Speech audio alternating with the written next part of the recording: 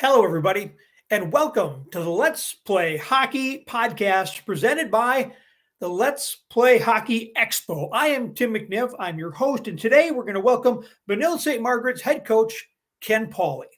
Pauly's been the head coach for the Red Knights for 29 years, and this is his 33rd year coaching high school hockey. In that time, Pauly has won 533 career games with a winning percentage of .660. The man knows something about it. Consider 490 of those wins have come at BSM, including 15 conference championships and, yes, 3 state titles. And it is with that we welcome Ken Pauly, head coach of the Benilde-St. Margaret Red Knights, to the LPH Podcast. Coach, good to see you. Thank you for your time. Tim, it's good to see you. Thanks for having me on. It'll be fun to talk some hockey here. Let's do it. The topic of the day, Coach, parity. That's our word of the day. In Class AA hockey, there's been a just non-ending shuffling of the teams up and down the rankings order as to date. No team has been able to separate themselves from the field. As someone who has seen a number of top 10 teams this year and in other years, what are your thoughts about the field this year in 2021-22? Well, the field is always strong, but I think what makes this year unique, and I think Tim, we've been seeing this trend, the last 3 or 4 years. I think it's more pronounced this year because we don't see those scary good top 2 teams that just everyone knows that they're going to win just about every night. And we know in high school sports anyone's capable of getting beat any night. But I think what's different is we don't see like last year you had Eden Prairie, Maple Grove. I think it was very obvious in Lakeville South that they were the cream of the crop right from the start. And I think that's the difference, is we don't see those 2 or 3 scary good that are so separated from 4, 5, 6 down to 12 or 13. So I do think this movement towards parity, the truth is I think we're seeing it a lot in hockey. I mean, we're talking high school hockey, but look at college hockey. Seeing a lot of parity there as well. So it's really something we're seeing in our game, and I think it's just going to continue to go that way. It's very exciting, actually, because as you said, we've had years where we've kind of looked at it and it's like, wow, can anyone stop Eden Prairie or whatever it is? We knew what they had at the top of that order last year. This year, you touched on this a little bit, but if you can, maybe put some names out there if you're comfortable with that, because It seems as if the talent is there. It's just all over the board. Yeah. I mean, it's the talent. I mean, with all these teams, I mean, you start listening. I know we're talking about them in a minute here, but there's plenty of high-end kids. That hasn't changed. The NHL Central Draft just released, names, and there's a lot of names on there. We have a kid on our team, on that list as well. But the difference, Tim, is that the skating ability, the basic skills are so much better in that 3rd, 4th line player, 5th, 6th D. That's the thing that's changing a lot. As a kid who grew up in White Bear Lake, and we had 2 schools at the time when I grew up. So when you were at Wayzata, I'm at White Bear Mariner. And we used to lose it every year in the section finals to Hill Murray. And we would just say, God, if we just combined White Bear and Mariner, we beat these clowns by 3 or 4 goals, right? I look at these polls and I look at South and North and what they're doing in Lakeville, and I'm like, I wonder if there's some people having that same conversation out there. Yeah, I bet. I mean, I think you look across the board. I mean, you look even in the northern northwest suburbs with Andover and Champlin and Anoka, that group up there. There's no doubt. And kind of once the school district gets a certain size, truthfully they do have to split up from academic reasons. But athletically, it does present challenges. With that said, Lakeville South and Lakeville North, they've really, they were pretty much state tournament also rans for a good decade. Let's be honest, they were getting the state tournament because they were in a relatively weak section, and they were an easy out. They're not an easy out anymore, and so they have figured it out. And the truth is that you really don't need to be a supernova public school to have a great high school program. I think you kind of do to be for football, but they're different animals. And so I think with especially sports like basketball and hockey, it's much more attainable. So I think it speaks to the training these kids have, Tim, that, schools like Lakeville South and North. South's plenty good, right? I mean, they lost in overtime last year in the state championship. Yeah. And they're not looking for help. No, they're not. No, they're not. And I know that Lakeville North went on an undefeated streak a few years back to win. So, yeah, I actually think if they combined, I think probably it'd be the first time you hear private schools crying. Or you see a lot of kids who'd be going, how do I get to St. Thomas and how do I get to wherever, because they'd be out of a job. Well, it's interesting. You look at the largest. There's a reason why Edina's always good. Maple Grove's always good. Maple Grove. These are the largest youth hockey associations in the country. And look at Edina. If every kid was from Edina, stayed at Edina, it'd be ridiculous, to be honest with you. That's a lot of good players who wouldn't get a chance to play. And so Edina probably fields about, if you look at all the kids, they field about 3 or 4 high school teams when you look at the Benildes and St. Thomas, where some of these kids go. And I think that's true for a lot of suburban programs. Not all, but some.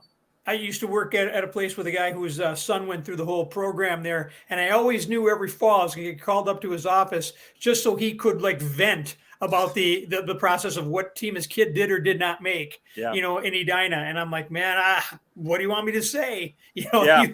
Everybody's there for a reason. So let's get back to the high school game, because it is strong. And what a fun, I'm the guy who's on the sidelines, right? You're the guy who has to coach against it and try to navigate your way through it this year. So let's take a look at the field in Class AA with your Let's Play Hockey top 10, our most recent poll, and you're seeing kind of the shift of where people are going to Andover. I mean, there's a team that has gone from, there wasn't even such a school, then it was a smaller school, and now there they are, with the growth. Andover's 1, and then you got your traditional powers coming through here. Here's Cretin-Derham Hall, number 2. Bill Lechner and Hill Murray are going to be lurking somewhere near the top. There they are. BSM, there you are, number 4. A question for you. Everybody's Metro to this point. Have you had a chance to see, or have you played? I haven't checked your schedule. Have you seen or played Roseau so far this year? Yeah, no, we haven't had the opportunity to play. The only greater Minnesota teams that we've seen are Hermantown and Moorhead. And we know that, but Roseau's record, I think, is the real deal. I don't think that's fool's gold, because sometimes you look at a record and it looks shiny, because of the competition. They have a lot of kids there who are, played in the high school elite league. So they had depth. They were a pretty decent squad last year. So it's not surprising to see them. But no, I haven't seen them, but I am aware of the talent on that team. Let's round out the top 10. Lakeville South, who we're talking about, ranked number 6. There was a lot of buzz around Maple Grove before the season started. They're at 7. Moorhead is 8th. You mentioned them. Centennial and Kurt Giles, the Edina Hornets, do round out the top 10. COVID has had such an effect on every aspect of American society and, of course, sports at all levels. Schools in Minnesota, in many cases, going back to remote learning, at least on a temporary basis. But for now, at least, varsity sports continue. How big a role could this virus play in how far your team gets? And what sort of things are you guys doing at BSM to try to keep your kids healthy and on the ice? Yeah, I mean, it's a little bit of a whack-a-mole. It's tough, this thing's a moving target. And, and I think, one thing we did the other day we just played Chaska, with our varsity. We didn't take the bus. We drove separately to the games. And right now we're talking as a staff, that might be the plan going forward. I mean, listen, nothing's going to be perfect, but you're going to try to do things to kind of mitigate the risk. And so I don't want to lose out on we're not going to separate in the locker room. I know all of our kids have taken pretty good care of themselves. And again, it's just not going to be perfect. And so I wish I had a magic answer there, Tim. I think the biggest thing for us is, we're constantly sterilizing our locker room and trying to keep not have the kids huddled together as much as possible. But you don't fight that bad. I mean, you're just not going to win that. It's going to be, and I do believe that there is a degree of herd immunity that's starting to build up in these kids. We've had kids that had it, but what they're getting is really a mild cold. That's what they're getting. It's probably guys who like me are 58 years old who probably need to worry about more than these kids do. And so obviously that's more I get more concerned about coaching staffs probably getting hit in the officials, because we're not going to have a game without those things. But right now with the spike here, I hope we don't hit the panic button, because I don't think completely shutting down is the answer. I think we've tried that, and I don't think that worked particularly well either. So it just we're at the mercy of kind of people who I guess get paid more than me to make those decisions.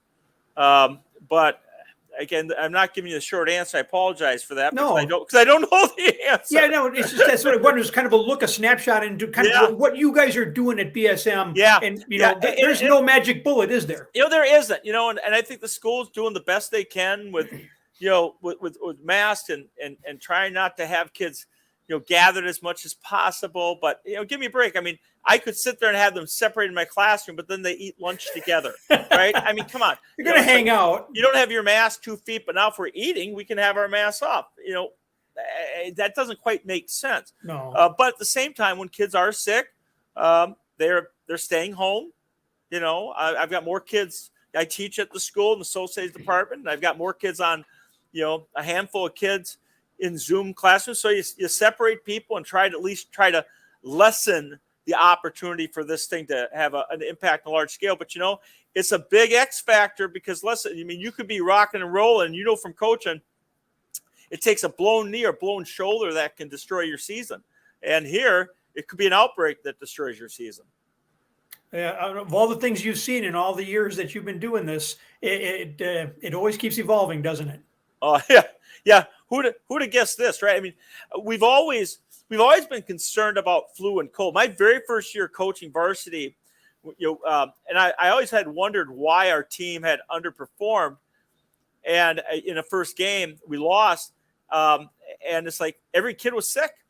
After the game, every kid had the flu or cold. And that was my first year. Now, that's 30 plus years ago, but that's the thing. So in coaching, you're always concerned about that. And now we have it on steroids. Yeah, that is for sure. All right, let's get back to the hockey. Let's take a look at the next 10. And this is it's Star Wars, right? I mean, we talked about the power programs that are in 1 and 10. This is 11 to 20. Grand Rapids, Wayzata, St. Thomas Academy. You're defending state champs from Eden Prairie. Nobody's crying for them. 13. Minnetonka, Chaska, Rogers, Lakeville North. We talked about them. Eastview and the Ponies of Stillwater rounding out the next 10. Chaska started this season ranked number 5. There they are at 16. But you got a good look at the Hawks just this Tuesday night. What is the difference out there between the state's 4th and 16th ranked teams? Not a lot. And that gets back. That gets to your original point. It might be a couple really high-end kids. Like Chaska's got a really special defenseman, that Rizzo kid, but then he's out. We actually, from that standpoint, we were fortunate. We played him without their very best player. It's about those two really high end kids is probably the separation. But the reality is not a lot, because we could take that same poll 3 weeks from now. I mean, I put Wayzata up there against just about anyone. I put St. Thomas Academy has beaten Cretin twice.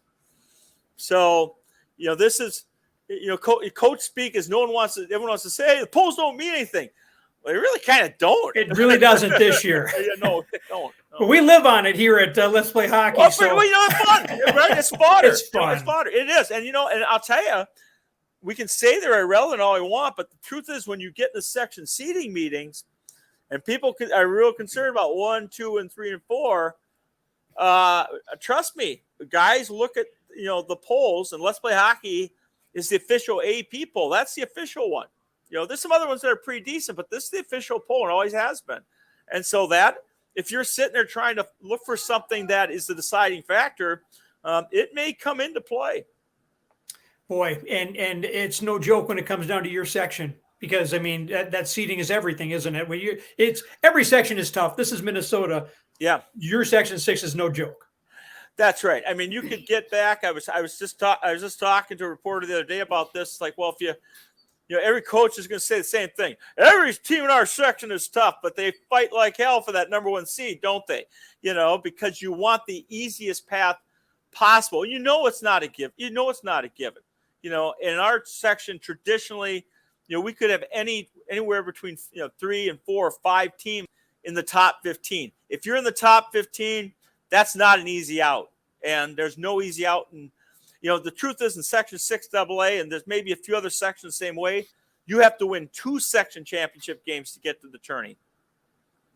Yeah, that's crazy. All right, before we wrap this up, and we are going to wrap this up in just a couple of minutes, are you comfortable self-scouting your team without giving away too much of the goods? Oh, sure. Tell me about your squad this year. Yeah, no, we basically, we have a lot of speed. Our program is predicated on speed and passing, and and it's no secret that I don't believe, and no team can be all things. And we're not saying, hey, we're going to be this high-flying offensive team, and we'll be lockdown defense. Well, you kind of have to pick your identity, and that's always been our identity. But at the same time, you have to shore up your weakness. I think one thing that separates us this year from past years, I do think there's a grit factor in our kids. I think that's been kind of the criticism against us, is that we're all offense, at the expense of defense. But I think we have a grit factor, along the boards and the corners and the muddy areas right now.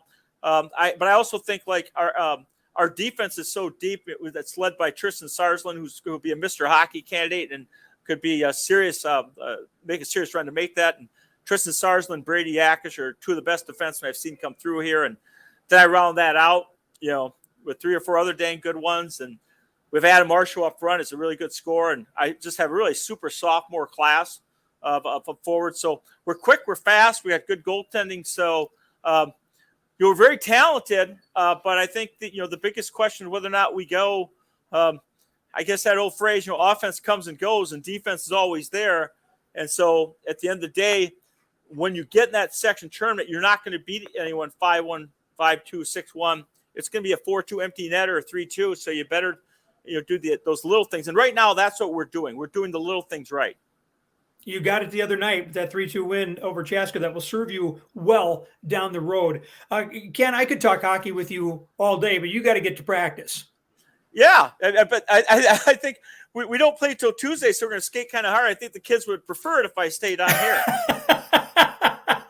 I love it. Ken Pauly, thank you so much for your time, your thoughts. And on behalf of everyone at Let's Play Hockey, want to wish you the best of luck this season going forward. Stay healthy, and we'll see what happens come March. Tim, I appreciate it. Good seeing you again. Take care. All right, my friend. Ken Pauly is, of course, the head coach at Benilde-St. Margaret's. Wonderful to have him on. One look at the ranking shows you that prep puck in the state of hockey is strong, and that this year, perhaps more than any other year, any team can win on any given night. Rankings, as Ken and I said, they're for entertainment purposes. Nobody knows who will be that last team standing.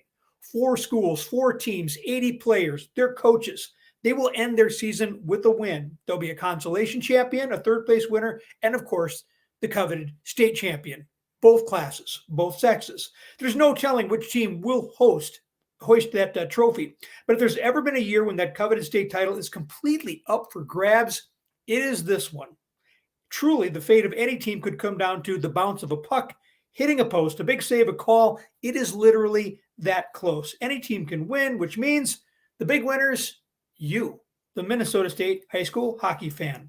We want to thank you for engaging with Let's Play Hockey and the Let's Play Hockey podcast. I'm Tim McNiff. We look forward to seeing you at the Hockey Expo come state tournament time. And of course, until then, keep your blade sharp, keep your eyes up, your stick on the ice, and we will see you down the road.